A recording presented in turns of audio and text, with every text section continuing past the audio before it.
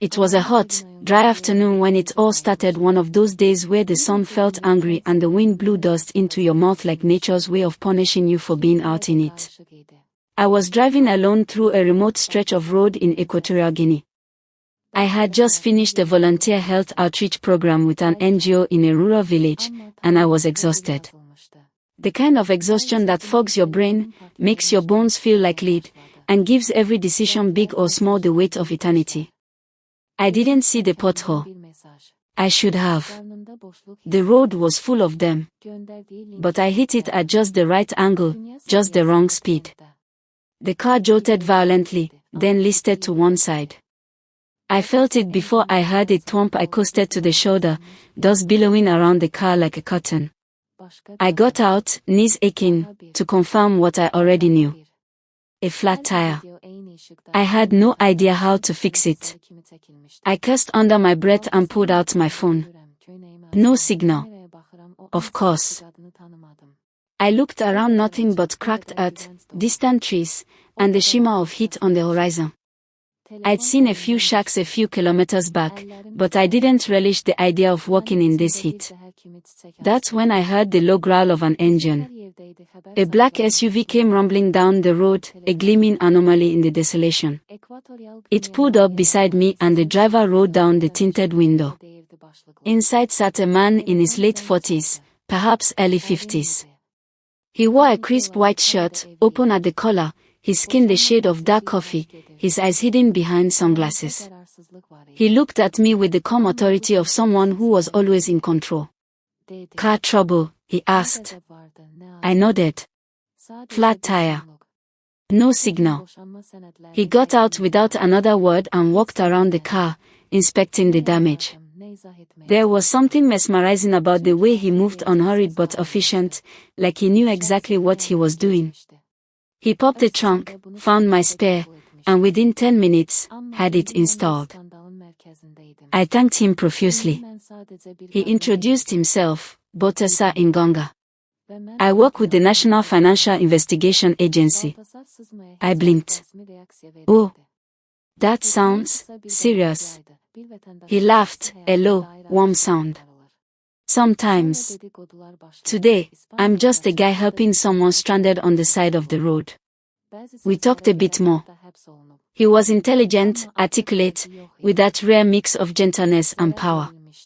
He wasn't flashy, but he carried himself like someone who could make things happen with a single phone call. He offered me water from his car's cooler, imported mineral water in glass bottles, and stood with me while I drank, shielding my face from the sun with his hand. "I'm heading to Bata," he said after a while. "Can I drive behind you, just in case?" I accepted. What I didn't expect was for him to text me 2 days later. I must have been the one to give him my number. I don't even remember. Maybe it was the heat. Maybe it was the way his presence made me feel safe, seen in a way that had become unfamiliar in my marriage. The text started innocently enough. Jokes about the terrible roads, complaints about the bureaucracy he dealt with at work. But slowly, they changed. He asked questions, personal ones. About my work, my husband, my dreams. And I answered them. It was thrilling to talk to someone who listened. My husband and I had been distant for months, maybe years. We coexisted in the same house, our conversations transactional: "What's for dinner? Did you pay the bills? Who's picking up the dry cleaning?" With Botesa, it felt different. He listened with the kind of intensity that made me feel like what I said mattered. That I mattered. The next time we met was over coffee. Then dinner. Then he invited me to his estate, a massive compound in Malabo, set on a hill overlooking the ocean. We drank wine on his terrace and watched the sun melt into the horizon. He talked about corruption and the hidden economy, about how hard it was to keep the country's finances clean.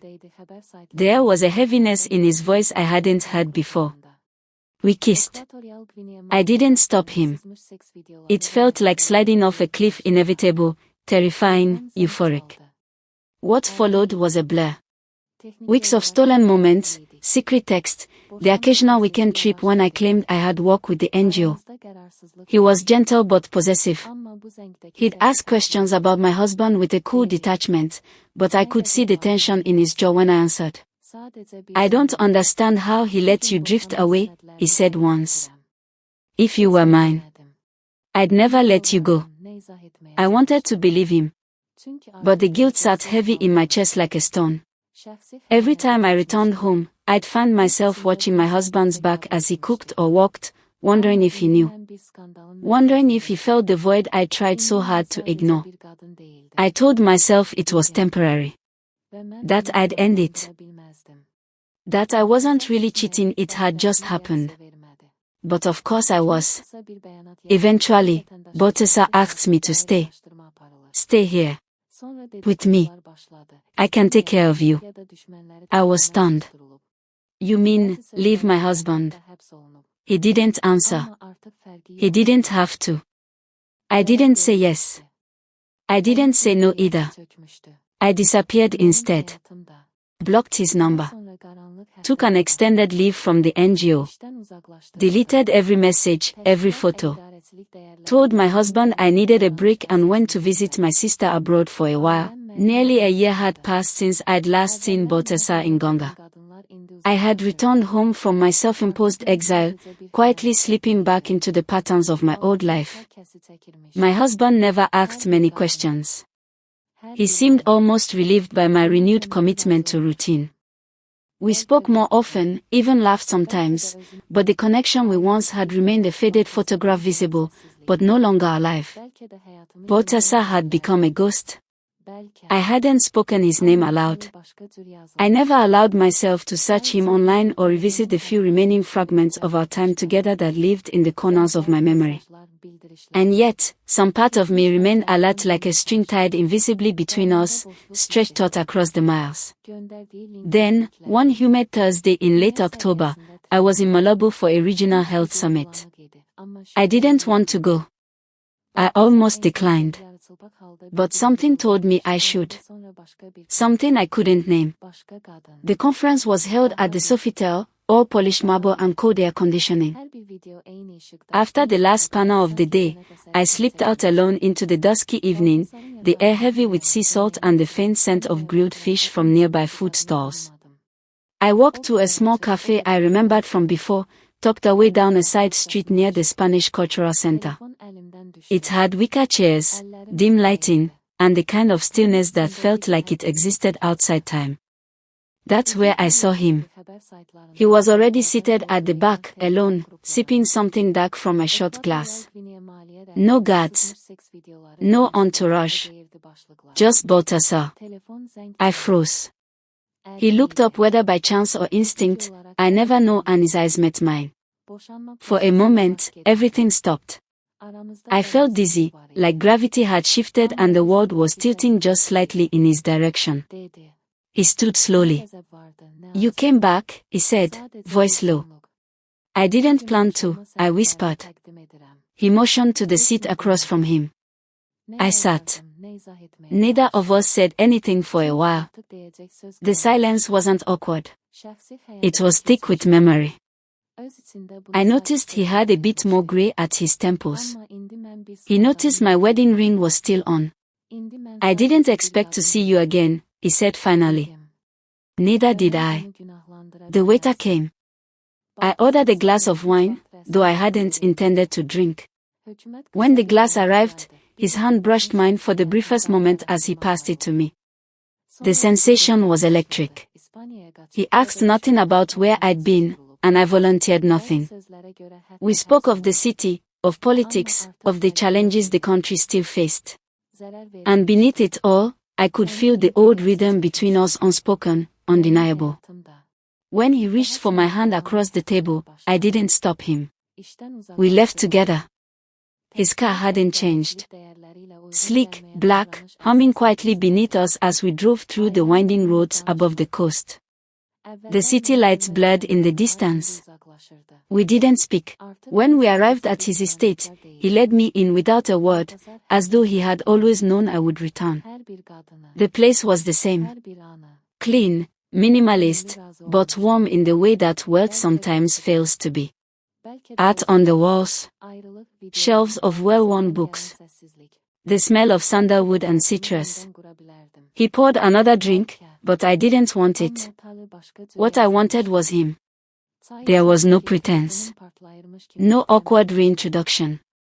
Just an ache, deep and aching, that spilled out between us like water breaking through a dam. He kissed me. I let myself be pulled under, into a current I had tried to swim away from for too long. Clothes came off in whispers, not in frenzy. Hands relearned skin. Lips traced old parts. His touch was different, slower, almost reverent but no less intense. Like he knew this might be the last time. We made love in the quiet hours of the night. Not just out of lust or need, but out of memory, sorrow, and something dangerously close to love. Afterward, I lay against his chest, my ear resting over the steady drumbeat of his heart. He stroked my hair gently. I thought of you, he said, his voice like gravel. Every day. I hated myself for it. I thought of you too, I admitted. But I told myself it wasn't real. It was, he said. Maybe still is. Silence again. I left before sunrise. No goodbyes. No promises. Just the quiet click of the door behind me and the cool air of the morning clinging to my skin. As I walked back to the hotel, heels in hand, hair tousled, the world still asleep around me, I realized I had done it again. I had stepped across a line, slipped through a door I thought I'd locked forever. And even as guilt stirred in my chest like a distant storm, I couldn't stop the truth from settling in. A part of me still belonged to Balthasar Ngonga. Maybe it always would. 2 weeks after that night with Balthasar, I received a package. No note. No name. Just a slim black box with a small camera inside. Sleek, discreet, professional grade. And a folded slip of ivory paper. For our truth. That was all it said. My hands trembled as I held the note. The weight of it was far heavier than its size. I knew it was from him. Balthasar's handwriting was as distinctive as the man himself.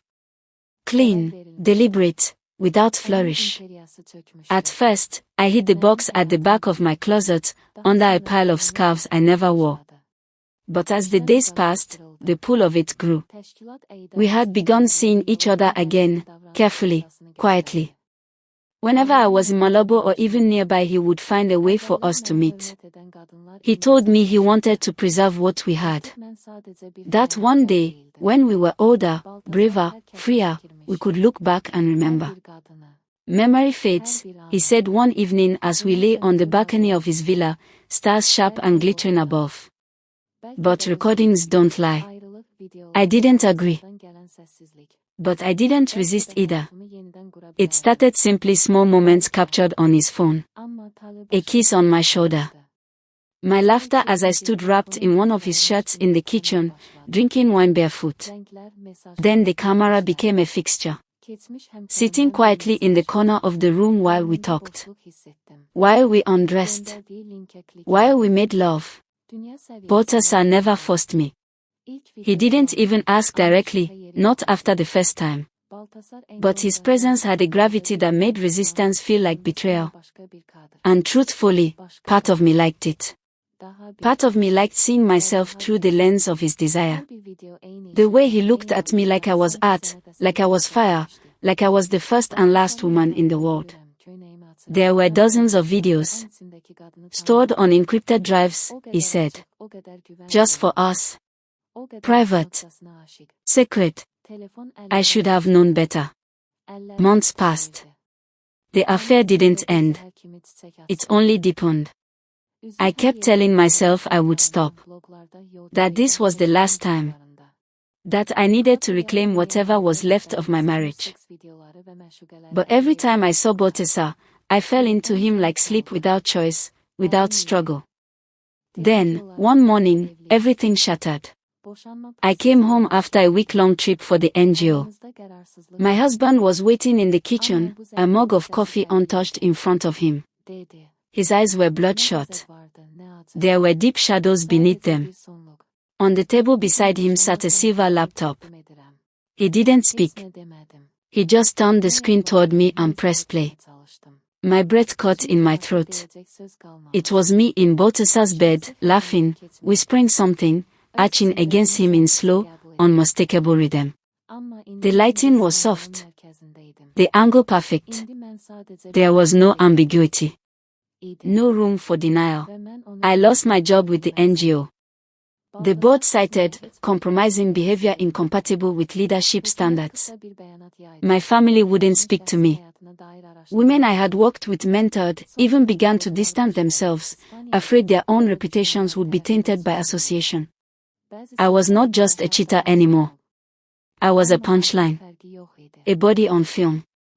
A woman who gave herself to a man who had been filming everyone. Every day, new clips surfaced. Rumors flew. Comment sections speculated who the next woman would be.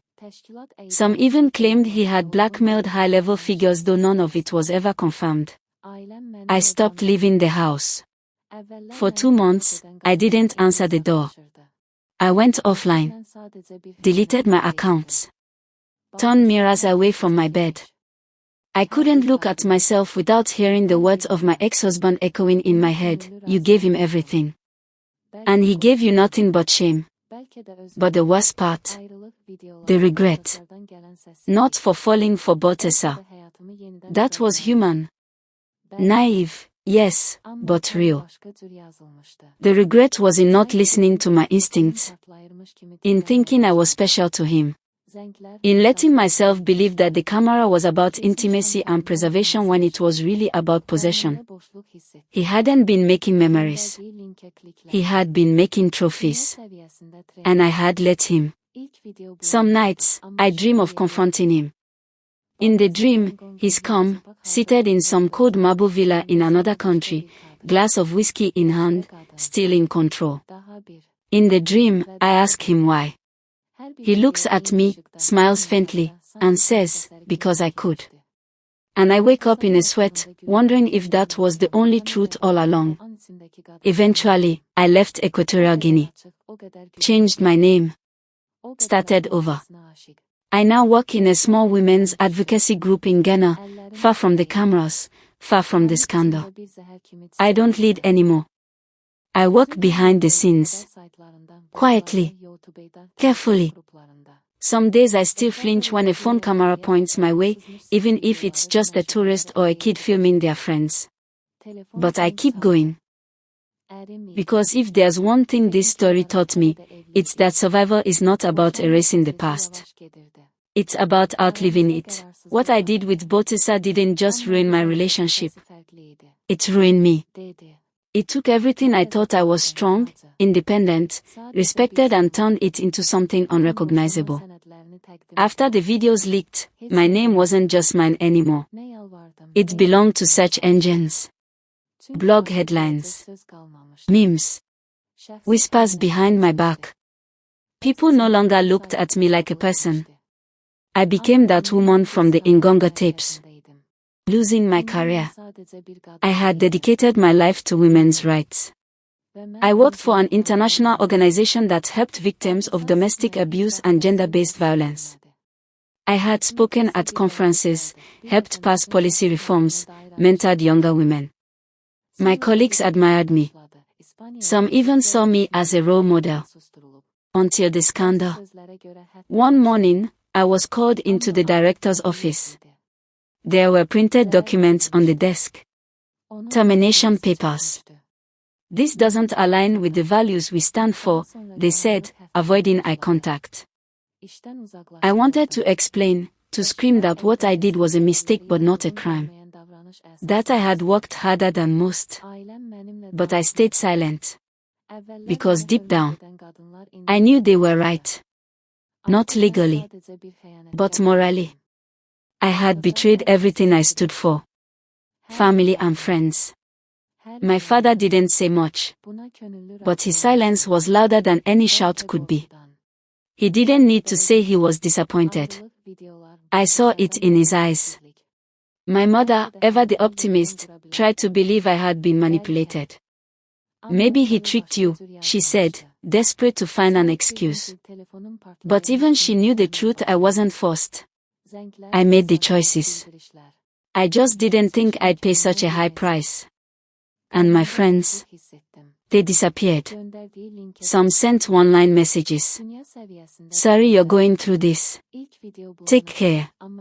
Others said nothing. As if I had vanished from existence. A few just blocked me. No birthday wishes. No check-ins. No calls. I had become toxic. Out in public. Once, I went to the market for groceries. A woman recognized me and whispered to her friend. That's her. From the video. Another shopper pulled out his phone and began recording me as I walked past. I ran. But later that night, I saw myself again, this time on TikTok. Captioned. Famous mistress tries to shop like a normal person. I stopped going outside after that. I ordered everything online. Closed my blinds. Avoided mirrors. Self-hate. The worst part wasn't the public humiliation. It was the mirror. Every morning, I would stare at my reflection and feel nothing but loathing. Shame had become a second skin. My face, once confident, looked hollow. My eyes didn't shine. They stared back at me, tired and filled with regret. Why did I let him film me? Why did I think I was different from the others? Why didn't I walk away when I had the chance? It wasn't just infidelity. It wasn't just a mistake. It was me giving part of myself away, piece by piece, body, trust, identity, until there was nothing left but footage. One night, I found myself on a bridge. It was raining. I stood there, gripping the railing, the river churning below like some dark truth ready to swallow me whole. I wasn't thinking of dying, not exactly. But I was thinking, maybe disappearing wouldn't be so bad. Then I heard a voice. A child's voice, behind me. Mom, why is that lady standing there? The innocence of it, just a question, not an accusation, snapped me out of it. I stepped back. And I cried for hours, trying to move forward. Eventually, I left the country. I moved to Ghana. Changed my name. Got a small, behind-the-scenes job helping women in need. No titles, no speeches, no leadership. Just quiet work. I don't talk about what happened. People there don't know who I am. I deleted all my social media. My phone camera is taped over. I avoid anything that might bring the past back. There's no new romance. No trust. Not yet. But I'm alive. And every day I remind myself, I made a terrible mistake. I betrayed my marriage. I lost my career, my reputation, my identity. I trusted a man who didn't value me, just collected me like a trophy. But I'm still here. And surviving, some days, feels like the only kind of redemption I deserve.